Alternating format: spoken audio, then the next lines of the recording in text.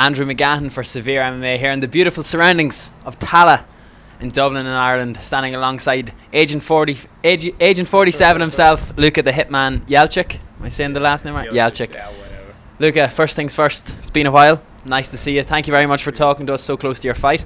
Fighting in Dublin tomorrow in the National Stadium. Your first fight under the SBG banner. How's things? Thank you for having me. It's great. It's always great training. I was supposed to have a couple of fights here, but a lot of people pulled out. I pulled out, in all fairness, the first one due to injury. Now it's good. Now everything's perfect. Just waiting for the cut this night with my man Dylan Chuk and Ashton Daly. They're like family now, so they help like with everything, literally. Same as everybody else in SBG, but them two in particular really helping me out. They're gonna be here tonight, do the end of the weight cut, and then rehydrate and blah blah blah with the other stuff. So yeah, it's fun. Everything's good. That's something that I want to ask, because you're living with an SBG teammate here as well. Yeah. It's been just over a year since your last fight, and in that time you've uprooted everything. You've moved to Ireland and you've started training here. Just tell us very quickly about that story and how that's been for you. Yeah, Sam Slater was here, just to mention him. Thank you, Sam, for everything. Yeah, he's a good guy too. A really good guy. He helps me a lot. Well, basically, me and my girlfriend are, to put a long story short, our families went broke. We needed money. I went to Chechnya. I had a fight. I got a short notice, as of all my fights. You want to fight? I want to fight. Good money. Get the money. Get out of the country. New Zealand was an option. Australia was an option. Canada and Ireland. So a friend of mine was here, Francisco Barrio, Croata, very good wrestler, very good MMA fighter. He'll be back soon, part of the SBG team too. So he was here. I talked to him, and he got here. I told him to get to SBG, so then he told me again, like, you should come to SBG too. It's a great group of guys. So I was like, yeah. I contacted John 4 years ago, so I contacted him again, because at that time I didn't have the money to come out. I had everything great here, everything prepared, but I needed to have somewhere to stay, you know, like I was a stranger coming in, I can't come into someone's house. So that part, I didn't even have money to rent a house. So now I had the money, me and my girlfriend got out, and what can I say, like one thing led to another. Johnny, all the people, all my teammates in SBG, John Ciceran, everybody helped us a lot, and I don't know, so far it's a great story. It's a wonderful story. You're talking about being helped so much and being given all of these great things, and then maybe none more than else being brought out for Conor's camp, going out to be able to train with him. I know that every picture that was posted, either whether it was Peter Queally getting ready for a fight, Conor McGregor getting ready for a fight, there was them two, there was Artem, and there was you. It seemed like you were at every session. You were always there putting in the work. Do you think it was just that they saw your work ethic, they saw how good you were, they saw how willing you were to the cause, that this was, yeah, okay, Luka's in? Well, I don't know, I let other people judge me. I don't really have a opinion of myself. I just have a goal for me to be as close as perfect to an athlete I can be. There's no such thing as perfection, but everyday work, everyday, sacrifice. There's no sacrifice if you want. The grind, yeah. But there's no sacrifice if you want something. But this is who I am. This is my life, and I love it. So if someone recognizes that in me, which people obviously do here because they helped me a lot through sports, that's everything to me. That means a lot, getting acknowledgement from people that do the same thing as you day in, day out, and that are on such high level. So when they appreciate me in that way, that means the world to me. Even if they didn't, don't get me wrong, I would still be doing the same thing. Even if my record was 0-20, I'd be doing the same thing just because I love to fight. But glad I'm having the other way around. Yeah. I noticed John's been saying it online a bit. He's been dipping into hip-hop culture. He keeps saying real, recognize real. And I think that's maybe a better way of saying what you're trying to get out there. John has the lines put up, yeah. I won't go into the lines. He's more slick on with the whole how do you say, verbal thing. Yeah. Of course. One of the things though that I've noticed from you that I think is very impressive is that constantly working, maybe the guy in the background and stuff like that, but you're warming up Conor before his fight as well. I can't help but think that fighters use visualization a lot and they use positive thinking and positive reinforcement. But I want to know what it was like for you, who's obviously had no money to be able to leave his country to come train here.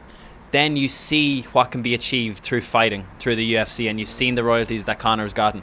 What's different in that from actually seeing it in person compared to visualizing it? Is it more motivating? Well, to be honest with you, I was in the UFC 3 times cornering with Igor Pokrats. He's fighting Sunday. I was a long-time teammate of him, and he helped me a lot. And I was there with him 3 times, so I kind of went through the process of the UFC. Yeah.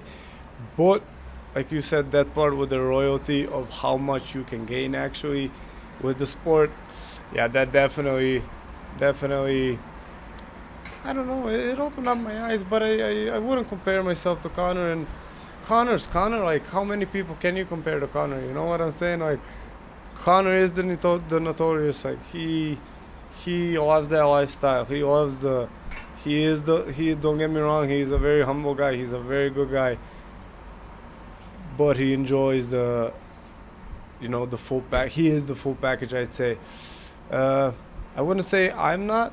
I enjoy those things, but as far as I'm concerned, I'm looking to get a house somewhere up there or something, have a family, and I'm not that much notorious as him, I'm more of a... Like a hitman should be. Unrecognizable. Yeah, you get it. I probably why I got that nickname or something. I don't know. 2 quick things. Your last fight ended in a decision. It was the first time going to a decision since your first pro fight. Yeah. Finishes in between then, though. What are the Irish fans going to expect, and what are we going to see from you on Saturday night? Finish or technical violence, 5 rounds. That's what I'm looking for. I feel very confident. I don't feel there's nobody that can beat me in my weight class. Nobody. That's how I feel. That's how I feel right now, and I'm not lying. I don't wanna sound too cocky or something, but sorry for the language. But I'm just confident in my skills and my abilities. I've been going to Chechnya on 2 weeks' notice, 3 weeks' notice, lifting weights by myself and doing Muay Thai rounds, 3-minute rounds, doing some grappling rounds, fighting, making a Russian master of sport kickboxer and boxers shooting in for takedowns. So I'm very, very confident with the work and the people I have around me now, with John and the whole of SBG, Dylan, Ash, Peter, Artem, Connor, Guni, Sam, like a lot of amateurs, Dylan Logan, Mark Fairman, a lot of good people in there. So Matino, shout out to Matino too. Yeah, best left hook in Irish MMA and Thai boxing combined. Yeah, the Liverman. Yeah.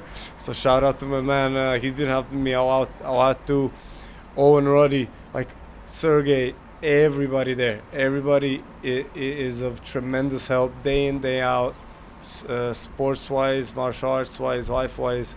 It's a beautiful experience. So I'm very confident in either finishing the fight or going 5 rounds. Like, listen, we train day in, day out. I train a lot, and having only, even now it's a 5-rounder, but it's 25 minutes. Like, that sucks. In all honesty, that sucks. I'm fighting only 25 minutes. I'm training every day. We train more than 25 minutes, like 5 times more than 25 minutes, 2 or 3 times per day. So 5 rounds, TKO, KO, submission, whatever, man. I just want to fight and enjoy it. I'm biased here, so if they're watching this and they want to send a care package out to SevereMMA's interviewer, we'll take it. But Mantu, definitely one of the most prominent brands in terms of grappling in Europe. You said that they support you very well, and they've looked after you in particular. Yeah, definitely. And I told them that, especially like they sponsored me. I lost my fight in Chechnya, then I had almost a year layoff, 11 months, so a year.